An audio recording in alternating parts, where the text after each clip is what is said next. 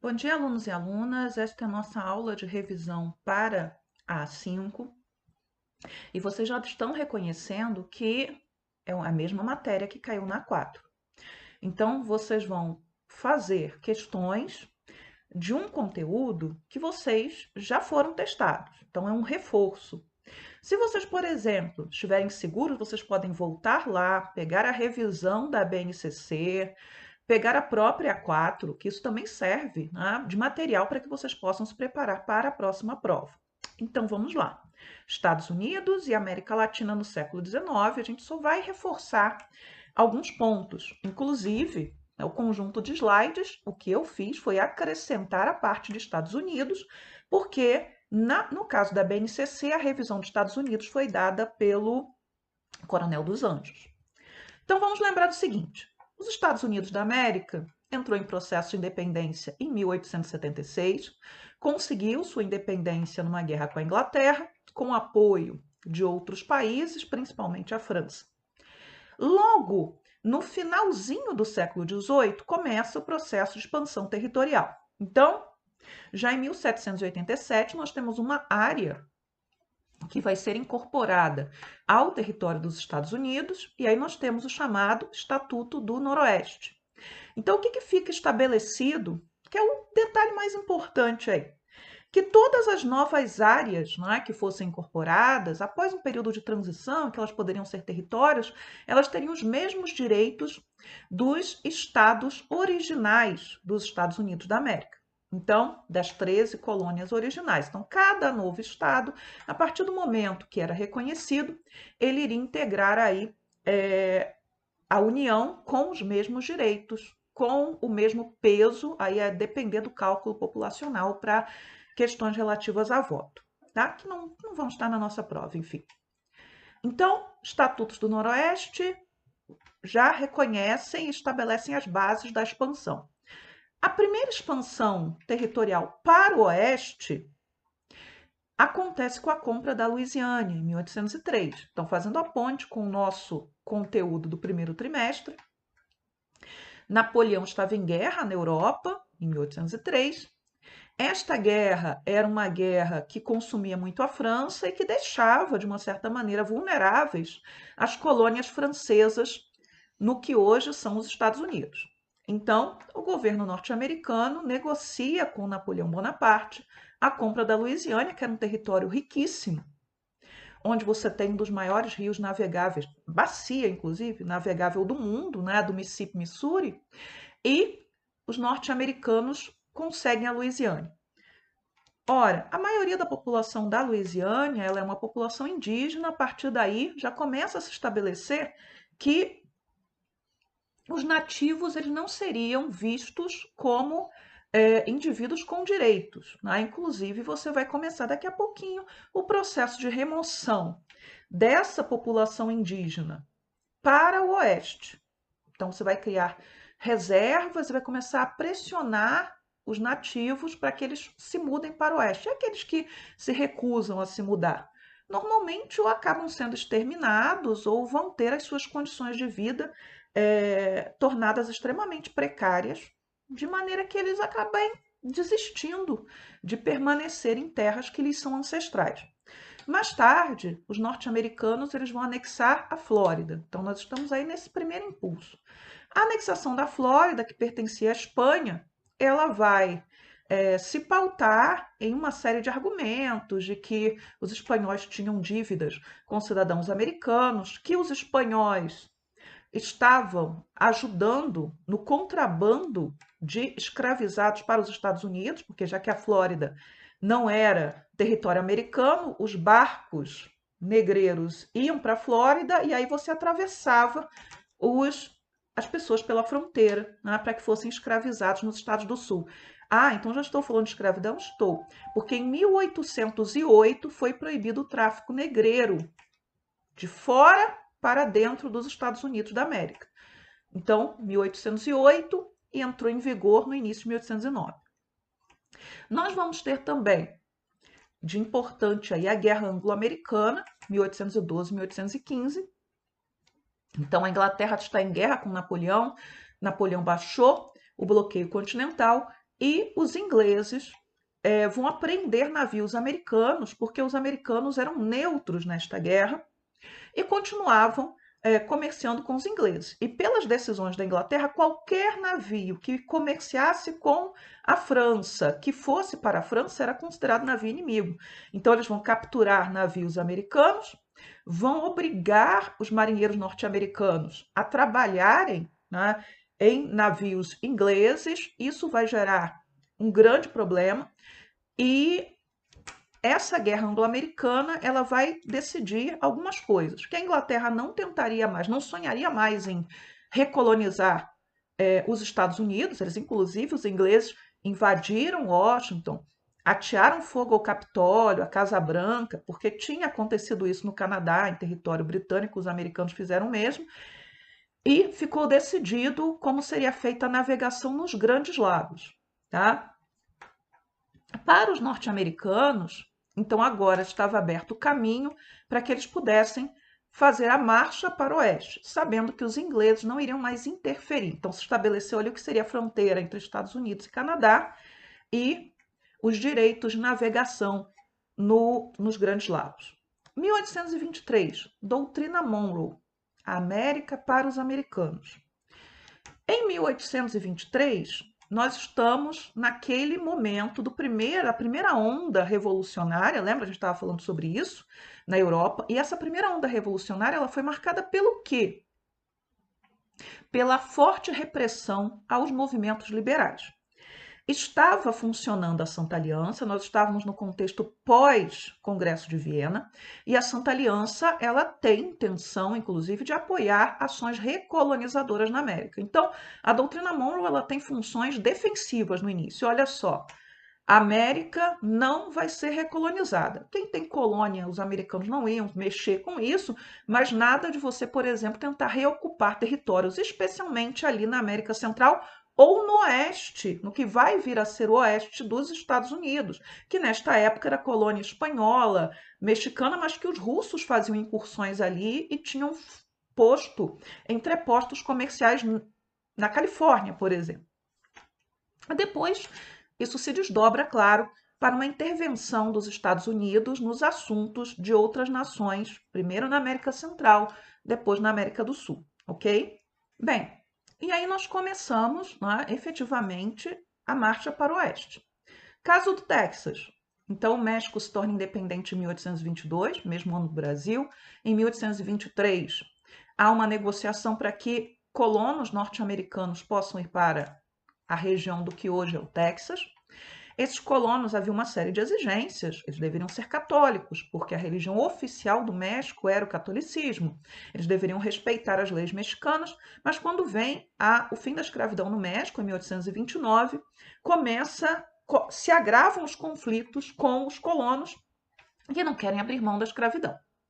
Vai haver a proibição da imigração em 1830, mas os colonos norte-americanos vão ignorar. E aí, entre 1836 e 1845, eles vão declarar a independência do Texas, o México reage ao massacre no Álamo e o governo norte-americano intervém em favor da população de origem norte-americana no Texas. Então, entre 1836 e 1845, o Texas foi independente. Aí o Texas, em 45, se declara, né, aceito como Estado membro da União, Estado escravagista.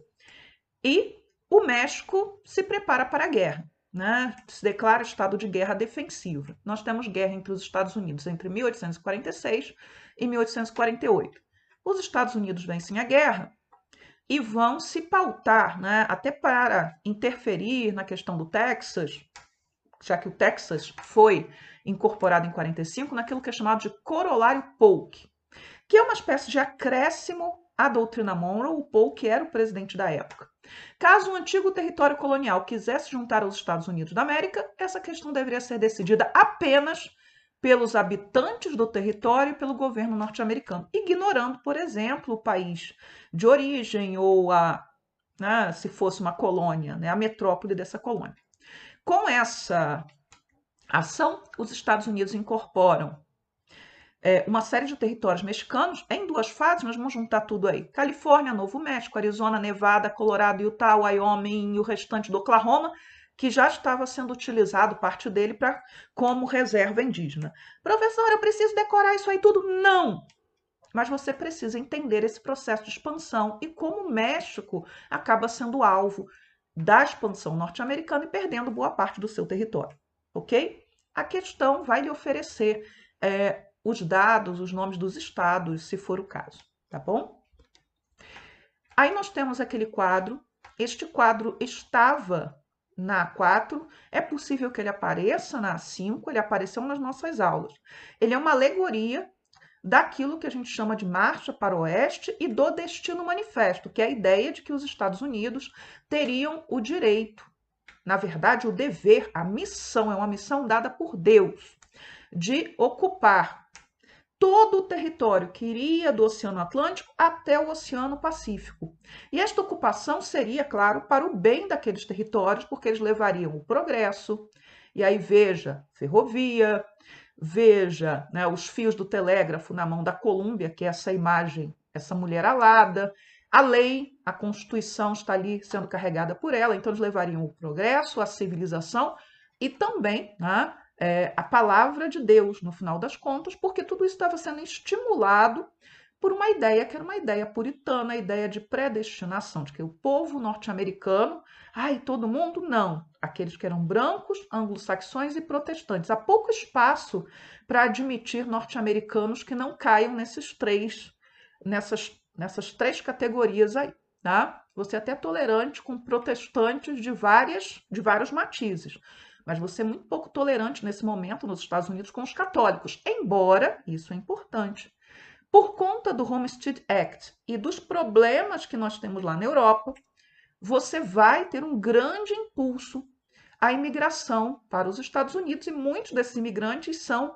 irlandeses e católicos. Os irlandeses, eles não são WASP, eles não são White, Anglo-Saxon and Protestants, tá? E eles não são vistos como tal, mas eles vão compor aí a população americana e vão ser muito importantes e acabam se impondo, né, de uma certa maneira, pelo seu número. Então, se você fosse cidadão americano, chefe de família, maior de 21 anos, poderia ser homem ou mulher, poderia pleitear terras dadas pelo Estado no Oeste. Essas terras eram consideradas vazias, ainda que pudessem pertencer a nações indígenas, ok? Entrando aí na metade da aula de revisão dos Estados Unidos, algo que vocês têm que entender, vocês foram bem na A4, todo mundo conseguiu absorver bem essas ideias. Nós temos 2 nações. O Oeste, ao ser incorporado, ele vai ser incorporado dentro do modelo do Norte, tá? Por isso que eu estou usando 2 nações. 2 nações. Então, o Norte e o Sul. O Norte tem uma indústria em expansão, a maioria da sua mão de obra é livre e assalariada. Havia estados escravocratas no Norte? Havia. Maryland, por exemplo, era um estado escravocrata. Kentucky era um estado escravocrata. Porém, a escravidão ela tinha um papel muito pequeno dentro da economia do Norte e também era considerado muito mais como algo ruim, como algo a ser rejeitado por questões morais, religiosas, etc., dentro do Norte, enquanto no Sul era uma instituição. Era visto como algo fundamental, algo normalizado, inclusive pelo discurso religioso predominante no Sul. Então, muito bem. Indústria em expansão, maioria da mão de obra livre, assalariada, pequena e média propriedade rural. O Norte quer integrar esses novos territórios como produtores, ali eu esqueci de botar o plural, de matérias-primas e consumidores. Né? Acho que eu pensei oeste e acabei mudando depois para novos territórios, não adequei o plural, mas vou adequar. E como consumidores de bens industrializados. Então é assim que o oeste é conectado, principalmente através das ferrovias, né, das transcontinentais, que vão começar a ser construídas aí, facilitando o tráfego de pessoas e de produtos, tá? Logo no ano que o México pede a Califórnia, nós vamos ter a descoberta do ouro na Califórnia, o que acelera essa corrida para o oeste, ok? O norte, como tinha uma indústria em expansão, queria que os tributos, né, de tudo que entrava no país fossem altos, para que você pudesse obrigar o cidadão norte-americano a comprar os bens industrializados do norte. Aí nós vamos para o sul. A economia do sul é baseada na plantation. Latifúndio, monocultura, mas mão de obra barata, neste caso, escrava. Qual era o grande produto do sul? O algodão. Qual era a indústria mais importante da Revolução Industrial? A indústria têxtil. Para onde ia o algodão produzido no sul? Principalmente para a Europa, tá? Então, os sulistas eles queriam o máximo de flexibilidade nesse comércio exterior, com o mínimo de tarifas possíveis para que eles pudessem lucrar. Tá? Eles preferiam comprar produtos industrializados da Europa ao comprar do norte, que estava produzindo em larga escala. Ok? E eles queriam principalmente que os novos territórios entrassem como estados escravistas. E aí nós vamos ter a briga. Desde o início do século XIX, você já tem medidas contra a escravidão. Você vai abolir o tráfico, eu falei, em 1808. E aí depois você cria o Compromisso do Missouri, em 1820. Então, vai criar uma linha imaginária, pegando lá o material mais completo de bem qual é o paralelo. Então, você cria uma linha imaginária. Então, ao norte daquela linha, todos os estados deveriam ser não escravistas. E como, né, até por questões de clima, de relevo, né, para você ter a plantation, você precisa ter condições geográficas para isso. Não é só a vontade de ter. Ah, eu quero plantation. Não é assim que funciona. Então, o que acontece? Nesse sul, né, esse sul ele não tem como se estender muito. Tá? Então, para além do Texas, era muito difícil plantar algodão ou algum produto que pudesse usar a plantation. Mas se você estendesse um pouquinho as lavouras para o norte da linha do Compromisso do Missouri, você ainda conseguiria explorar a plantation nessas regiões. Então, o Compromisso do Missouri já vem em 1820. Nós temos o avanço do movimento abolicionista em várias frentes, política, religiosa, enfim, cultural. Daí eu botei a publicação do livro A Cabana do Pai Tomás, que é um livro muito importante porque ele vai denunciar os maus tratos que sofriam os negros e negras no Sul. Então, os sulistas dizem que o livro é mentiroso, é exagerado, e os nortistas, que ainda não tinham parado para pensar, alguns deles, sobre a questão da escravidão, começam a dizer: não, ter escravos é algo contra as leis de Deus, é algo contra a civilização, não é algo iluminista. Lembrem aí da influência das ideias iluministas. Muito bem. E aí nós temos uma ruptura do Compromisso do Missouri com a Lei Kansas-Nebraska. Então, os sulistas conseguem pressionar no Congresso para que você abra uma exceção e o Kansas e o que fica ao norte aí da linha do Missouri, etc., e Nebraska pudessem entrar na União como estados escravistas. E o presidente da época, que podia vetar, o Pierce, não veta. Então, isso gera já uma questão, né, um mal-estar muito grande, porque o norte, ainda que defendesse o fim da escravidão, não interferia no sul, e o sul conseguiu romper um acordo que era um acordo legal, jurídico e reconhecido, utilizando do fato deles terem a maioria do Congresso, a maioria de votos, porque eles contavam os escravos para efeitos eleitorais. Veja bem, isso foi decidido lá na independência. Então, o que vai abalar aí a União? É criado o Partido Republicano na década de 1850 e o Partido Republicano, na sua segunda tentativa, elege o presidente, que é o Abraham Lincoln. O Lincoln ele não tinha nenhum discurso abolicionista radical, mas ele via a escravidão como um problema para a União. Agora, gente dentro do partido do Lincoln queria a abolição da escravidão, mas o Lincoln promete em seu discurso, né, de vitória, que ele não iria interferir no Sul, mas que ele não admitiria que a União corresse riscos. Então, em fevereiro de 1861, 7 estados escravistas do Sul vão romper com a União. E depois eles vão anexar outros estados, então vão ser ao todo 11 estados que vão romper com a federação. Não satisfeitos, em abril do mesmo ano, antes da posse do próprio Lincoln, eles vão atacar um forte que pertencia ao governo federal e ficava na Carolina do Sul, um estado que estava em revolta. Esse é o motivador da guerra, esse é o estopim da guerra, a ruptura. Tá? Não foi porque o Lincoln tinha um discurso radical, que ele ia acabar com a escravidão a todo custo, não era isso. Tá? Mas os sulistas eles temiam que tal acontecesse. A guerra ela vai se estender de 1861 até 1865. Até 1863, ninguém tinha certeza de qual lado ia ganhar, porque o norte ele tinha uma melhor infraestrutura, até para a produção de armas, para transporte de tropas, é uma das primeiras guerras modernas que vai usar trem, telégrafo, etc. Mas o sul tinha os melhores soldados, até porque os caras viviam, né, em situação de guerra permanente, porque você não controla, né, os escravos, eles não aceitam pacificamente a escravidão. Então eram sujeitos que aprendiam a usar armas, aquilo fazia parte do seu cotidiano, e a elite do exército americano era constituída, os melhores estrategistas, o general Lee, por exemplo, por gente do sul. Tá? Então, em 1863, nós vamos ter em 1861 e 62 as leis de confisco. Então, tudo que pudesse ser usado contra a União, desde terras, escravos, seria confiscado por elas. Então, a partir do momento que as tropas do norte entram no sul, eles começam a desapropriar terras e bens dos sulistas e libertar os escravos, e os escravos, sabendo, né, das leis de confisco, vão aumentar o número de revoltas e fugas. A abolição nos estados do Sul, só nos estados do Sul, vem em 1863. Por quê? Porque há pelo menos 2 estados do Norte que são escravistas e estão com a União. Eles vão decidir entre 1863 e 1865 a libertação dos escravos. Não são obrigados a libertar seus escravos.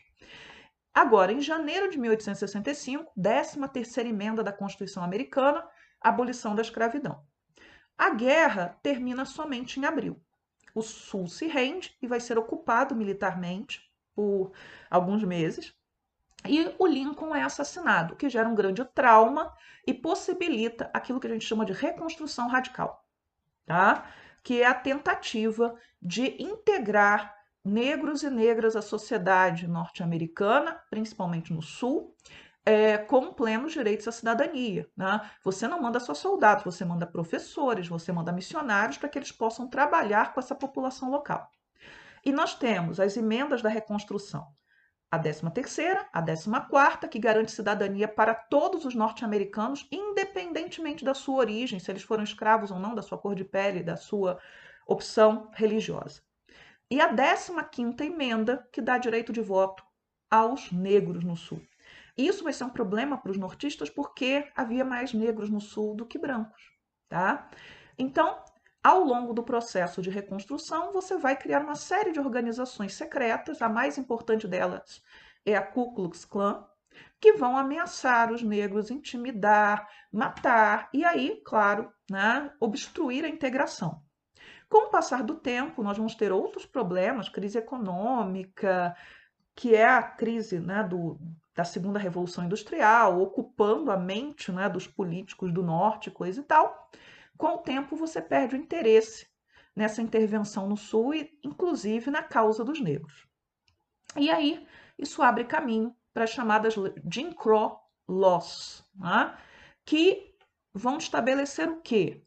Uma série de barreiras para que os negros pudessem ter a sua cidadania plena. Eles só vão gozá-la parcialmente. Eles perdem o direito ao voto? Não. Mas você coloca tantas barreiras que, para que um negro pudesse votar, ele tinha que comprovar uma série de coisas que a maioria não conseguia. E mesmo quando ele conseguia ter o direito de voto, talvez a clã fosse fazer uma visita na casa dele, tocasse fogo na casa dele, na igreja que ele frequentava. Então você cria aquela ideia dos separados, mas iguais. Na verdade, separados e desiguais, porque os negros no sul dos Estados Unidos gozavam, né, de menos direitos, escolas, hospitais e serviços que eram piores e às vezes não conseguiam ocupar determinados postos simplesmente por serem negros. Isso quer dizer que não houvesse racismo no resto dos Estados Unidos? Havia. Eu estou dizendo que no sul ele era institucionalizado, ele estava na lei. E isso só vai mudar, e aí mudar por intervenção federal novamente, a partir de finais da década de 1950.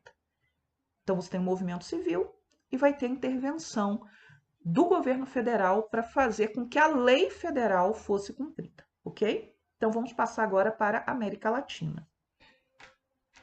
No caso da América Latina, lembrando aí que tem uma aula de revisão da BNCC que eu dei e que vocês podem pegar lá, ela certamente vai ser mais completa que essa vai ser corrida. Os antecedentes da independência.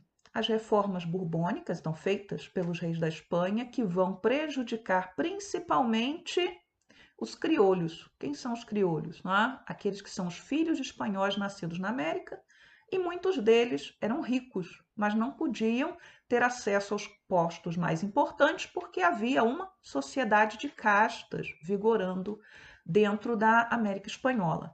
As ideias iluministas de liberdade, igualdade, fraternidade, porque você vai ter aí a Revolução Americana e a Revolução Francesa na esteira disso, mas as ideias iluministas que diziam que um rei, um governo se fazia por contrato entre o povo e o governante, que não era por direito divino, que todo o povo, pense no Locke, que o Estado não garantisse os direitos naturais de vida, liberdade, propriedade, poderia se revoltar contra esse governo. E as invasões napoleônicas que vão obstruir lá na Europa as ações do rei da Espanha, porque, enfim, não há rei na Espanha, porque Napoleão derruba o rei da Espanha, a quem nós vamos obedecer aqui na América.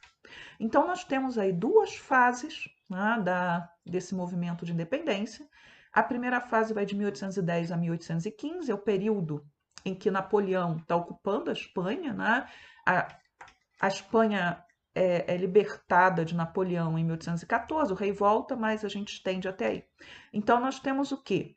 As elites criolhas lutando aqui na América, derrotando as tropas leais à Espanha na maioria dos lugares, e as vitórias, elas vão ser favorecidas por esse vazio de poder na Espanha. Eles não têm um rei a quem ser fiel, permanecer fiel. Então, nós temos dois exemplos.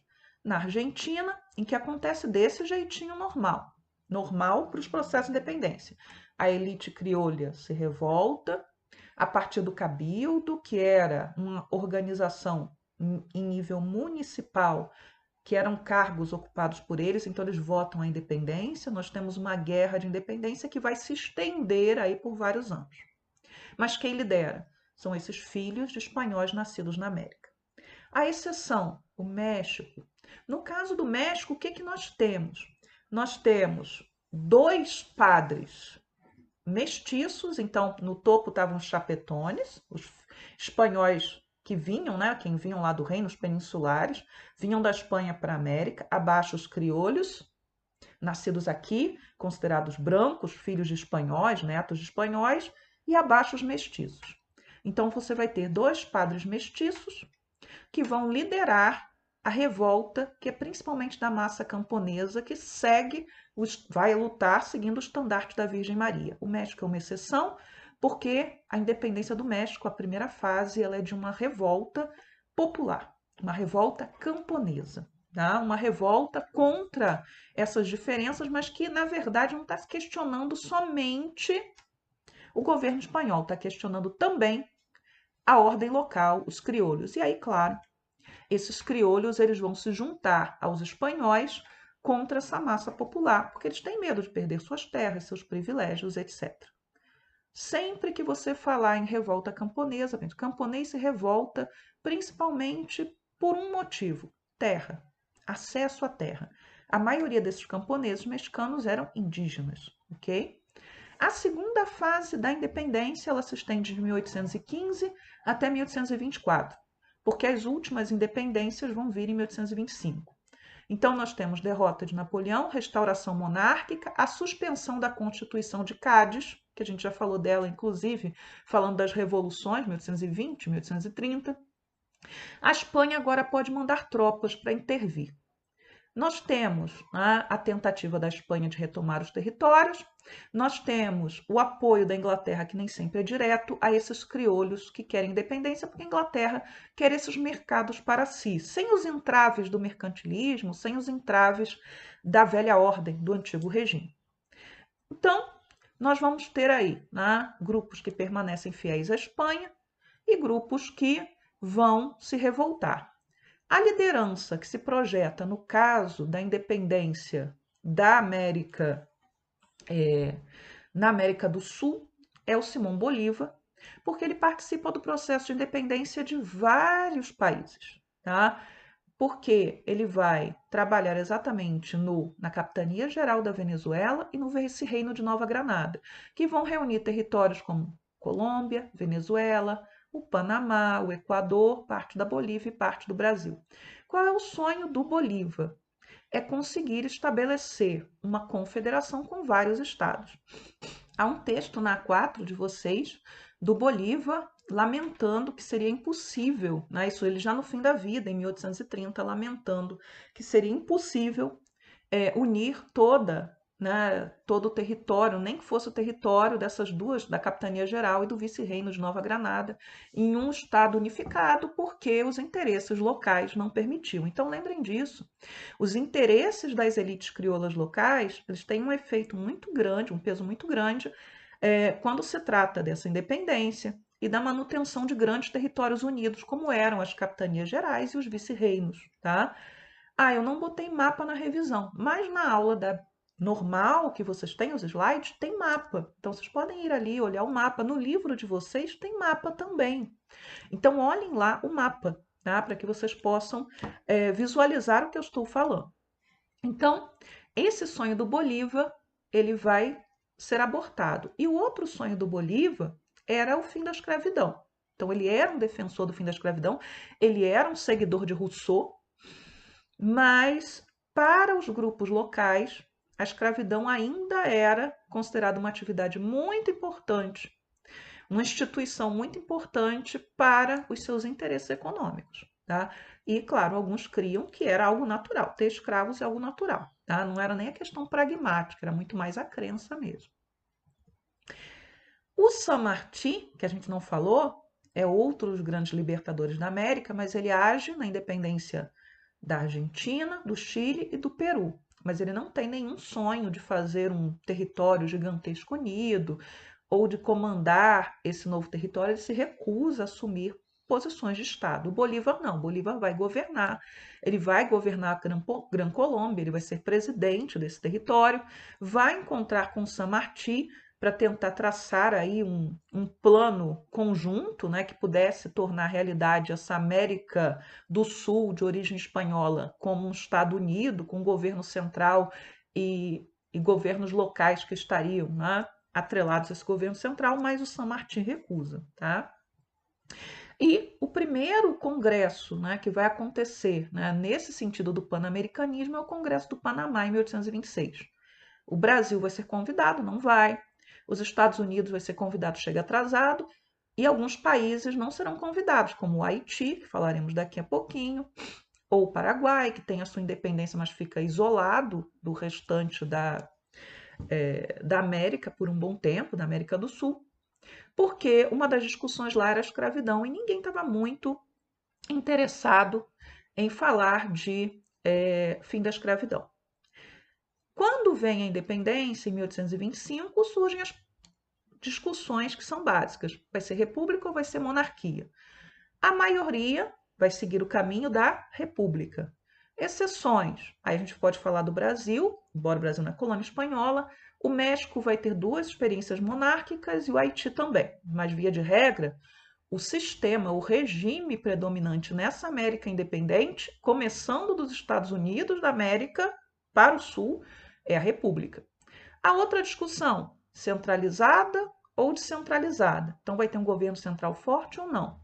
Então, no geral, é a república que impera. Agora nós vamos ter os conflitos locais, que vão gerar repúblicas instáveis, porque sempre vão estar em luta os federalistas e os centralistas. Federalistas poderiam ser chamados de liberais, eram aqueles que queriam a descentralização política. E os centralistas poderiam ser chamados de conservadores, no caso da Argentina, de unitários, mas eles queriam o quê? Um governo central forte. Governo central forte, normalmente apoiado pela Inglaterra, para que eles pudessem lucrar mais com o comércio. Governos, né, descentralizados muitas vezes pretendiam ampliar aí as possibilidades de comércio, não só com a Inglaterra, mas com a França, com outros, sem que a riqueza tivesse que convergir para um centro. Então, pense, a Argentina seria Buenos Aires, ok? Muito bem. No caso do México, nós vamos ter uma situação peculiar, né? O México se torna independente em 1821, não foi em 1822, como eu falei lá atrás, na parte dos Estados Unidos, se torna independente, como uma monarquia, essa monarquia é derrubada, vira uma república, essa república segue seu curso, mas chega um determinado momento que começam o presidente da época, o Juárez, começa a fazer reformas liberais naquele sentido, né, de modernizar o Estado, das ideias iluministas, etc. Isso não agrada a muitos grupos, seja de fazendeiros, seja da Igreja Católica, do Exército, e aí você vai ter uma intervenção francesa. Se aproveitando de quê? Se aproveitando que os americanos estão na Guerra de Secessão. Essa intervenção francesa, ela rompe com o América para os americanos, que nesse momento já não era somente defensivo, porque quem esperava que a França, que nem era, nunca tinha colonizado o México, fosse interferir no México. E aí vem um príncipe austríaco para governar o México. Então o México tem uma segunda experiência monárquica que vai ser derrubada pelos mexicanos com o apoio norte-americano, tão logo os americanos se livrem lá da Guerra de Secessão e acabam com os sonhos imperialistas do Napoleão III, que é uma personagem importante nas nossas aulas mais recentes também. E aí nós vamos para o Haiti para fechar. A Revolução Haitiana ela acontece entre 1791 e 1794. O que o Haiti tem de especial? Além de ter sido a segunda república das Américas, porque ele começa como república, o Haiti tem o seu processo de independência liderado por negros e negras e mulatos, alguns deles, a maioria, escravizados. Então, são os próprios negros que pegam em armas contra os seus senhores, animados pela Revolução Francesa. As ideias se espalhavam. Durante o período jacobino, em 1794, as relações entre o Haiti e a antiga metrópole se estabilizam um pouquinho, porque os jacobinos vão abolir a escravidão nas colônias francesas, tirando inclusive dos senhores o direito de poderem reivindicar seus escravos. Ainda assim, quando Napoleão assume em 1799, ele tenta recolonizar o Haiti e restabelecer a escravidão. E o Haiti ele vai se tornar independente definitivamente em 1804. Então, a primeira derrota de Napoleão, gosto de repetir isso, não foi na Europa, foi na América. Ah, mas não era Napoleão que estava liderando. Não importa, era um general de Napoleão, um dos generais mais importantes de Napoleão, eram tropas napoleônicas, ok? E essa ideia de que negros e negras poderiam ser libertados, poderiam pegar em armas, poderiam governar um país, isso tinha um efeito muito grande na América da época, porque a maioria da América tinha ainda a instituição da escravidão e as ideias elas circulavam e as notícias chegaram aqui no Brasil e você começou a ter nos portos, principalmente, musiquinhas sendo cantadas falando de quando nós teremos aqui o nosso Haiti. Então a gente chama isso de haitismo, né? Que é aquela ideia, né, que vai circular de que havia o risco de levantes de negros em toda a América por causa do mau exemplo do Haiti. Por isso que o Haiti, que até apoia o Bolívar, acolhe Bolívar, Bolívar esteve no Haiti, o Haiti não foi convidado para o Congresso do Panamá em 1826, tá? Então, gente, esta é a aula de revisão. Talvez tenha passado um pouquinho dos 40 minutos, mas espero que vocês se saiam bem na prova, revejam exercícios antigos da BNCC, porque era o mesmo conteúdo que foram deixados para vocês, e boa prova!